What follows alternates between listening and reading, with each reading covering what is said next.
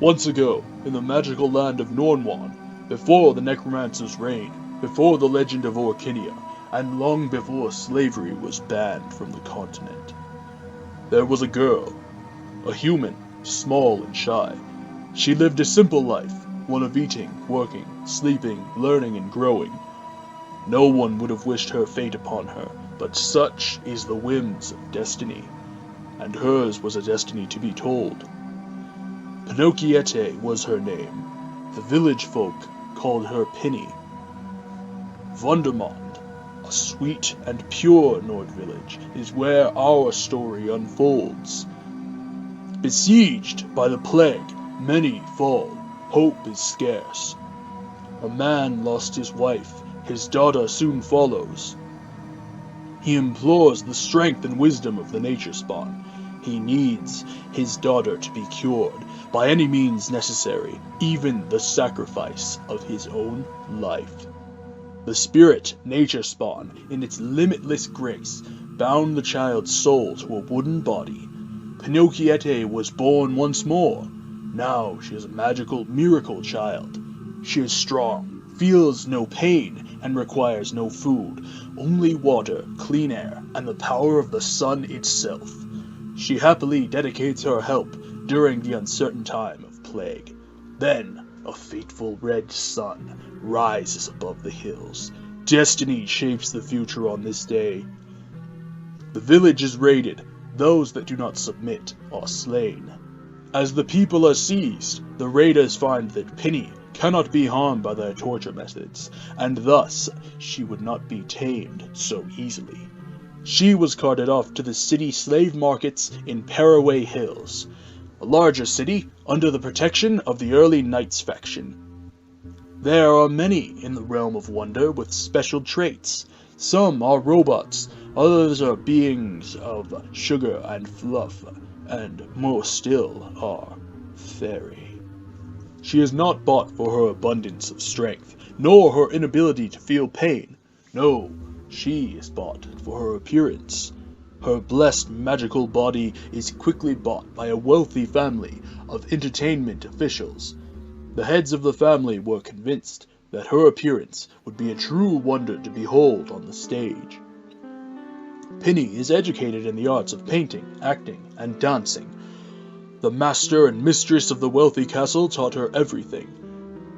After an ever so brief training term, she found her every moment occupied with the stage. Each night she would be painted, dressed, and thrust onto the stage. She would dance alongside actors and puppets alike. Pinny was a slave to the lights and her stage and her audience. She was their living doll and puppet of fantastic ability, the plaything of the imagination. And when the show lights would dim, she would be locked in a tower of the high castle. It was her new home. The day was all she had to rest and dream. Often in her days of slumber, her thoughts drifted to her father, and she wondered of his fate. She would look out at the wondrous city and wonder what her audience was doing. Then came the moon and the night, and she danced until sunrise. Home was a distant dream, calling to her, its familiar, humble beauty echoing out to her. In the night, her body and soul was not her own. She was not important, only her character, and she was many characters.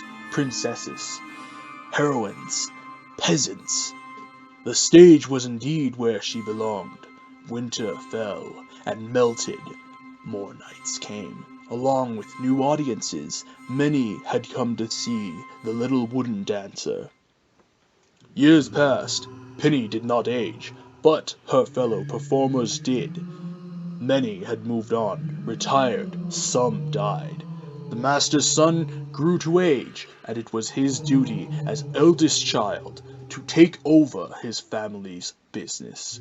He was but a child when his parents had bought Pinny from the slave markets. Periwinkle was his name. The young master had watched Pinny for all his life,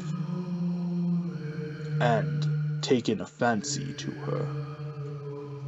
He took her hand in marriage. It was common enough that a slave owner might marry their property, but nonetheless he kept their union a secret. From then onward, the girl of wood was in less shows. She was the private plaything of her new master. He would create portraits of her excellence and use magical and alchemical means to study her body so that he may also have immortality. The cage is in our minds, not just over our body. The cage can be inability, ignorance, apathy. Some of us have a cage due to circumstances outside of our control, like physical injury, people, events. We all have shackles that bind us, that make us what we are, but we cannot allow it to define who we are. Then, one night, during a show, there was a violent interruption. Bandits had somehow snuck into the walls, causing a riot, destroying many people and things. And then half of the Lord Periwinkle's guard turned traitor. Fire was set, chains broken, and many guards slain. The only thing missing was a dragon. A raging knight stole Pinny. They rode off into the blackness of night. The captor revealed himself to be none other than Pinny's father.